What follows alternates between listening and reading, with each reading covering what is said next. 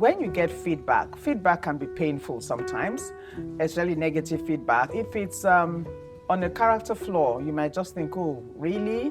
Is that who I am? You must never let it deflate you, and you must never let it define you. I used to be quite shy. Not that I couldn't speak for myself, but I wasn't confrontational. Needless to say, my mom used to tell me, she was a teacher, she used to tell me that you need to be more aggressive, and I just thought, why? I just want to be myself. Fast forward, I started my career. I felt I was doing well, which I was, and then the company they conducted the Myers-Briggs test for every one of us, people that they were considering for middle management at the time. When the results came out, I was being reviewed with me. The consultant told me, said, you know what, you are a perfectionist, you are very family oriented, you do very well, you do your work well, I've heard good reports about you, but you are not confrontational, you are not assertive enough.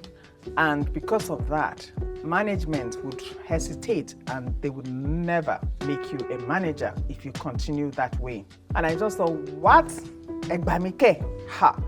2 degrees later, after struggling to study and all that, and I have 2 degrees now, no, I was going to become a manager in this company. When you get feedback, feedback can be painful sometimes, especially negative feedback. If it's on a character flaw, you might just think, oh, really? Is that who I am? You must never let it deflate you, and you must never let it define you. Instead, it's better to work on it. So, of course, when they have such reviews with you, they tell you what to do. And at that time, we didn't have laptops. I went to use the computer room and I read up on all the articles on building assertiveness, all the tips on assertiveness, and I started practicing it. And then I went to the bookshops and I bought books on asserting yourself and so on and so forth.